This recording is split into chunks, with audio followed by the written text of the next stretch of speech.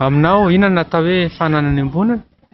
Ilay hoe fananany ambonana dia fananana iarahan'ny tsirairay manana azo manana tombotsoa. Ohatra hoe sekoly, tetezana, hôpitaly.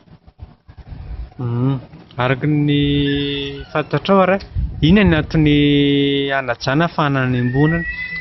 Ny antony hanajana ny fananany ambonana izany dia